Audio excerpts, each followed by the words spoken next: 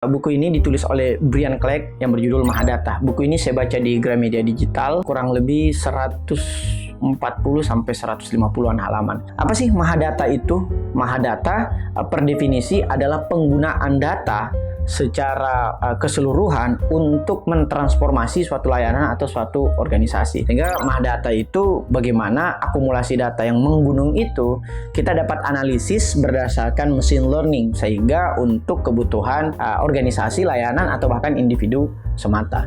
Nah, pernahkah kita misalnya bermain sosial media kemudian mendapati banyak iklan-iklan yang sebenarnya sesuai dengan apa yang kita mau cari selama ini? Padahal itu adalah buah dari apa yang kemudian disebut sebagai fitur filter bubble, yaitu ketika kita melakukan searching di salah satu marketplace, nah data itu kemudian diakumulasi oleh Mahadata dan algoritma untuk kemudian ditransfer ke sosial media kita, misalnya Instagram, Facebook, YouTube, dan sebagainya. Pernahkah kita pula merasa bahwa keyakinan kita adalah keyakinan yang paling benar? Kita kemudian merasa bahwa kitalah pusat dari kebenaran itu sendiri, atau merasa mapan terhadap ilmu pengetahuan kita sendiri. Itu disebabkan oleh adanya echo chambers. Echo chambers itu adalah ruang gema yang membuat kebenaran itu hanya pantul di ruang pemikiran kita sendiri, sehingga membuat polarisasi mulai dari politik, ekonomi semakin menganga lebar dewasa ini. Misalnya kalau kita mau rujuk kepada pilpres baik Amerika maupun Indonesia, kita mengalami polarisasi yang begitu akut.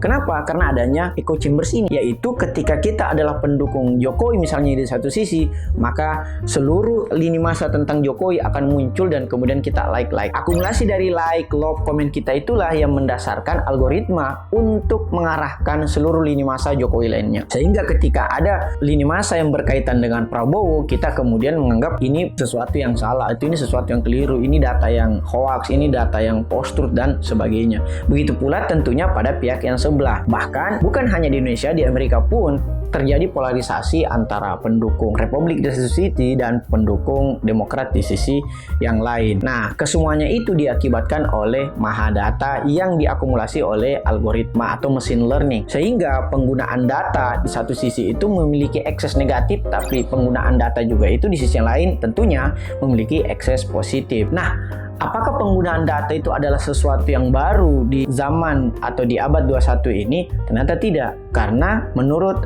Stephen Debdois dalam bukunya Everybody Lies, bahwa data itu telah digunakan oleh nenek-nenek moyang kita. Misalnya dalam buku tersebut menjelaskan tentang jika kita kumpul-kumpul keluarga bersama paman, tante, ayah, ibu, atau nenek, terkadang nenek kemudian memberikan kesimpulan terhadap penggunaan data yang dimiliki oleh otaknya si nenek tersebut. Misalnya ketika dia merekomendasikan jodoh kepada cucunya, kamu baiknya sama anaknya ini dan kamu tidak baik dengan anaknya itu karena bla bla bla. Itu merupakan penyimpulan terhadap data-data yang dimiliki nenek di otaknya si nenek tersebut. Nah, yang membedakan kemudian akumulasi data atau penyimpulan data si nenek di zaman dahulu sama algoritma di zaman sekarang adalah satu, himpunan data itu di zaman sekarang begitu menggunung, dan yang kedua adanya algoritma machine learning dan tentunya analisis dari data scientist. Dan yang ketiga yang membedakannya adalah karena adanya hukum Moore. Hukum Moore berbunyi bahwa perangkat teknologi termasuk penyimpanan data itu berkembang secara eksponensial. Eksponensial itu artinya 1, 2, 4, 8, 16, 32, dan seterusnya. Berbeda dengan kemampuan otak manusia yang berkembang secara linear. 1, 2, 3, 4, 5, atau kalau bukan secara linear bahkan fluktuatif. Nah, inilah yang mendasari misalnya Mahadata menjadi begitu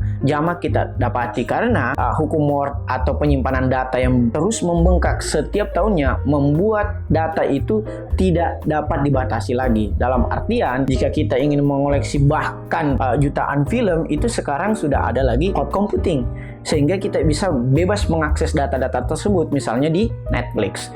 Jika dulu kita mendapati adagium dari Ki Hajar Dewantara bahwa setiap orang adalah guru dan setiap tempat adalah sekolah, sekarang justru bergeser bahwa setiap orang adalah data dan setiap tempat adalah data. Bahkan kita bisa menambahkannya bahwa setiap waktu pula adalah kumpulan data.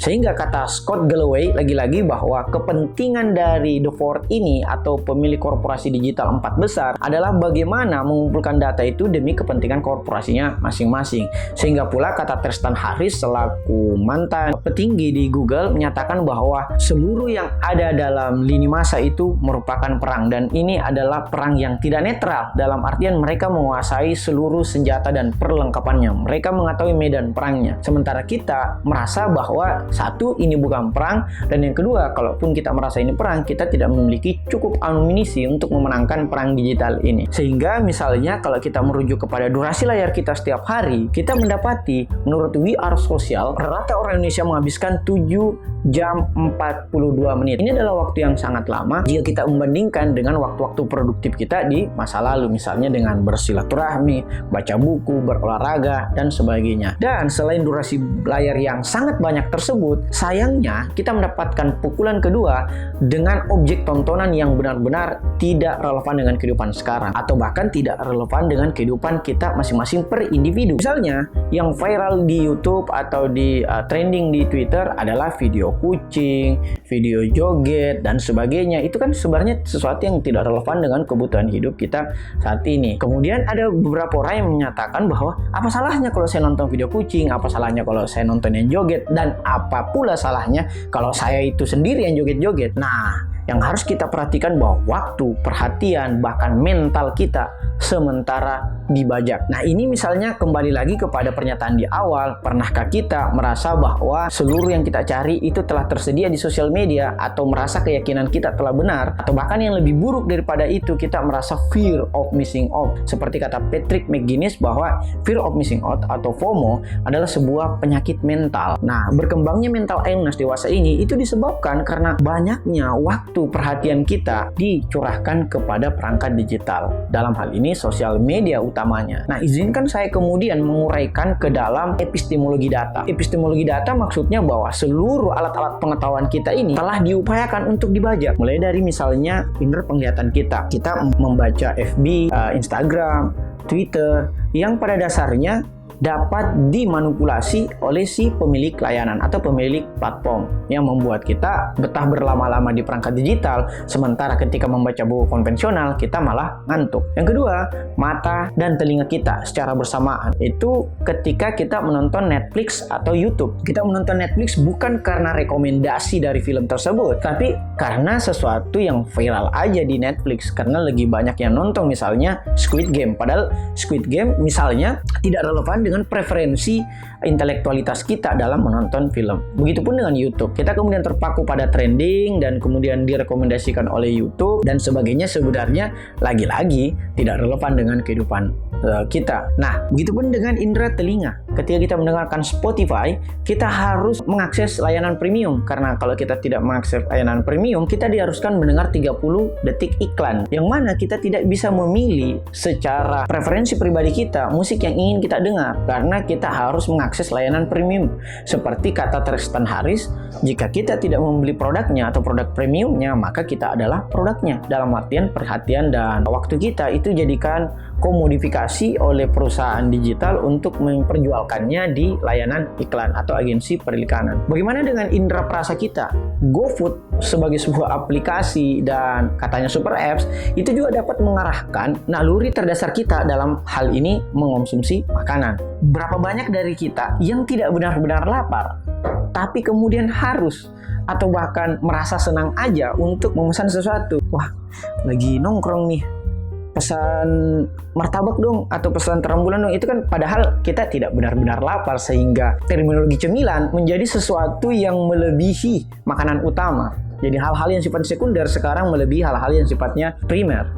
Begitupun dengan indera peraba kita, dalam artian tangan kita, jari-jari kita, itu kemudian dibajak dengan banyaknya waktu yang kita curahkan pada aplikasi chat atau instant messaging atau bahkan game. Itu kan membuat kita terbajak seluruh indera perabaan kita. Tidak sedikit berita yang kita dapati di mana para manik game itu tangannya kemudian mengalami gangguan atau menurunkan tingkat sensitivitas sensoriknya. Tidak cukup pada seluruh alat pengetahuan indera kita, tetapi alat pengetahuan hayal kita juga sementara dibajak. Misalnya hayal kita dipenuhi oleh goyangan-goyangan TikTok. Katanya sih lagi tutorial, tapi kenapa tutorial itu mesti berjoget? Alih-alih kita fokus kepada konten ilmu pengetahuan tutorialnya, kita justru terbajak atau terhijack oleh goyangan-goyangan para influencer tersebut. Nah, bagaimana dengan hati? Hati pun seperti itu. Kita kemudian gundah gulana karena love yang sedikit, like yang kurang daripada postingan sebelumnya, komen yang kemudian mengalami perundungan. Ini semua adalah bagian atau hal-hal yang membuat epistemologi hati kita itu menjadi semakin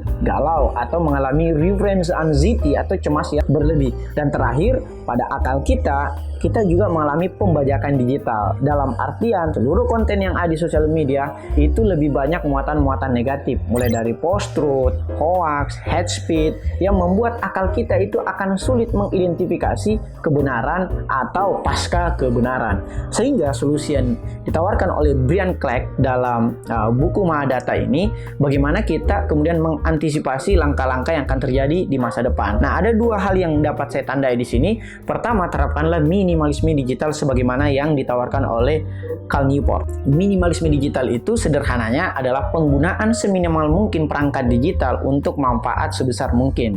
Nah, kami di Resensi membaginya ke dalam 1-10% penggunaan teknologi digital setiap hari. Jika dalam satu hari kita memiliki 24 jam atau jika kita konversi ke dalam menit 1440 menit setiap hari, maka 1% itu adalah 14 menit 40 detik atau katakanlah 15 menit. Sementara 10% adalah 2 jam. Sehingga 2 jam maksimal penggunaan teknologi digital, maka Anda disebut sebagai kaum minimalisme digital. 2-4 jam Anda adalah pengguna normal dan 4-8 jam Anda adalah pengguna akut atau adiksi digital. Sementara 8 jam lebih atau sebagian besar hidup kita itu berarti Anda berada pada zombie digital yang mana tidur, makan, di toilet pun menggunakan perangkat digital. Dan solusi yang kedua adalah terapkanlah critical thinking atau berpikir kritis untuk menjadi barrier sekaligus filter terhadap informasi yang sesat dan keliru demi kehidupan yang lebih baik. Saya kira itu Mahadata dari Brian Clegg. Terima kasih. Wassalamualaikum warahmatullahi wabarakatuh. Ada pertanyaan?